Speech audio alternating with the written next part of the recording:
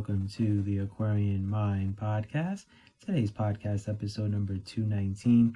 I'm your host, Jamel Crothers. It's Book Insight Friday, and I'm a little late today, so I apologize. Life happens, things happen.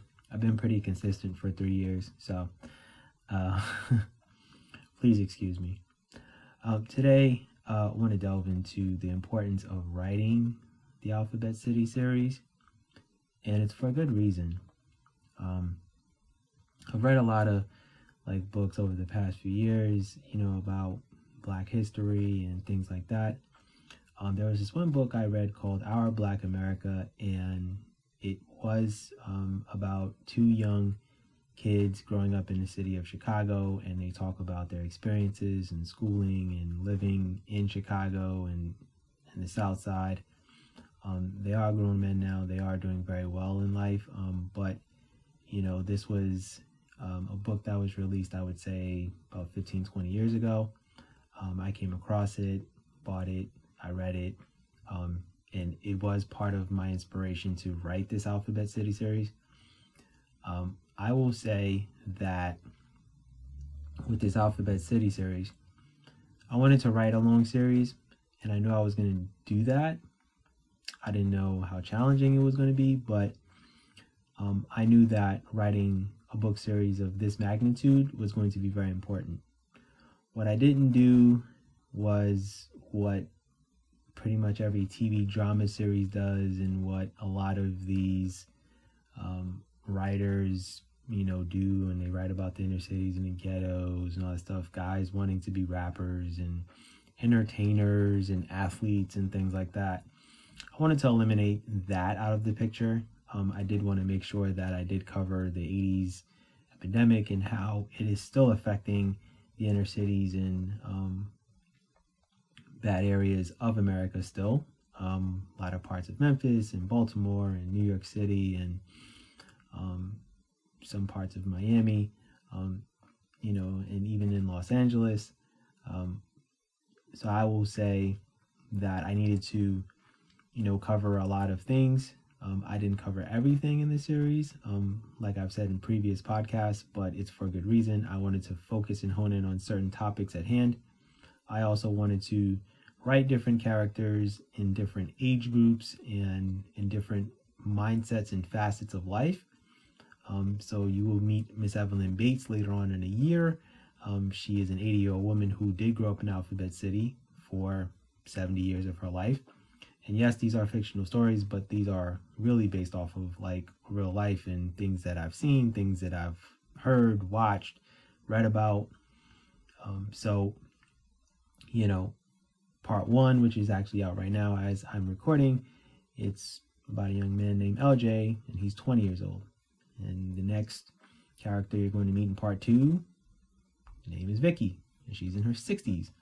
So you're meeting different age groups and people that have grown up in Alphabet City and seen things from certain perspectives. And I think that brings a breath of fresh air to a book series, to life, because a lot of times you're going to watch the news, you're going to see, okay, someone was shot in front of a grocery store. Why did it happen? Police are investigating. They put up a mugshot of somebody. They may do a reward, whatever the case is. So I'm breaking the monotony of a lot of that, and I'm really immersing myself into different characters at different points of their lives and certain situations that have them where they are. You will meet a gang member in this series. You will meet a drug dealer, and it's not what you think it's going to be as far as their stories go. We don't hear the stories of, the gang members who regret living the life that they lived. I mean, you're starting to hear it a little bit more, but it isn't, prevalently talked about more. Drug dealers who are literally deteriorating and destroying their communities while trying to make a dollar. We don't discuss that. We don't discuss, how policing is handled in the inner cities. It is discussed, but not the way I wrote it. I'll put it to you that way. And you know, you're gonna meet Detective Xavier Rose, and I think that book is October 26th, so that's way later in the year. But the point is that I had to write different characters, and it's challenging. It's very fun to step into different people's shoes and different mindsets and write it from a certain perspective. And I'm able to do that because, you know, I watch people, I listen to people, I meet people, you know, a lot, and listen to their stories and their lives and things of that nature. And, you know, I sit and I observe the world a lot. And it's how I'm able to craft these stories. And a funny story was when I was back on the East Coast and I was at my mom's house, and I had, you know, all 12 books, you know, ordered, you know, pre-ordered, whatever, and I had the paperback sent to her house, and she's looking at the books, whatever, and she's like, I like the, you know, colors of, you know, the different books and things like that, and, you know, I like the book cover, etc., etc. And I was like, oh, thank you, appreciate it. And then she starts reading the synopsis on the back of each book, and she like gives me this look like how do you think of this stuff? And I'm just like, it just comes to me. And she's just like, yeah, that's a gift. She's like, you really have like a special gift with being able to write stories like this. And I'm like, yeah, I'm blessed by the graces of God. And what I really want to say is that, you know, writing characters is important as a writer, but writing characters that are memorable, that at some point you're going to come across that person and you're going to come across that character and go, wow, like I can relate to this character. Or wow, you know, that character relates to someone that I know or someone that I did know in life, or whatever the case is. So the goal obviously is to bring forth conversations about what's going on in these inner cities and communities, and putting pressure on city councils and mayors and governors and police departments to, you know, make the changes and, you know, make things better, but also to galvanize people in the communities in order to make things better also, and to really give, you know, young Black and Latino people an opportunity to flourish and grow in the communities that they do live in. Because I've been in plenty of inner city neighborhoods. You guys know by now I am a New York City kid, and I've seen a lot, and a lot of things aren't pretty. I've seen drug deals going down. I've seen guns.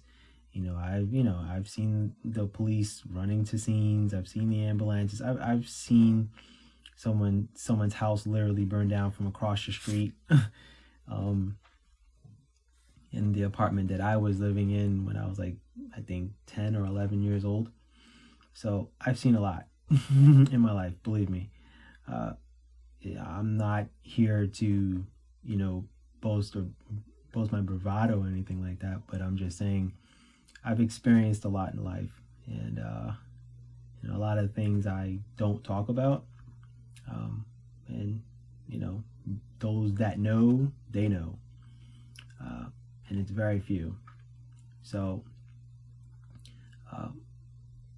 I think that when you're a writer and you have an inquisitive mind and you think about all of the opportunities that you have to create these stories, it's important that I make sure that you remember at least one or two characters in a book series.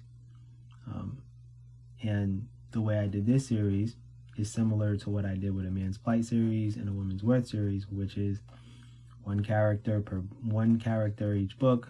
You're meeting someone new and they're experiencing something different. Kids with Guns series, there are about, I would say, 3 or 4 characters out of like 20 plus that you're gonna remember, and I did that intentionally. So with this series, you're gonna meet LJ, Vicky, and Mrs. Evelyn Bates, and Kendra, and Tiffany, and Xavier Rose, and Wayne Williams, and Shamika and Jermaine and Cheryl, and these are all the character names that you're gonna meet at some point in this series. So they all have different paths in their lives. They're all going through different things, and they're all experiencing life in Alphabet City. Some get out, some don't, and that's just reality of it. We're not all as fortunate and lucky enough to get out. Sometimes we're confined to where we are, unfortunately, through the circumstances that are presented to us. But what I want to say is that there's more to life than struggle, and there's more to life than just existing. The goal in life is to live and flourish and become the best versions of ourselves. And when you live in a city, a lot of times you're not able to achieve that. And that is the message behind writing this book series. So with that said, that's my podcast for today. I thank you guys for listening as always. Have a good weekend. Big at everyone, and go accomplish your goals.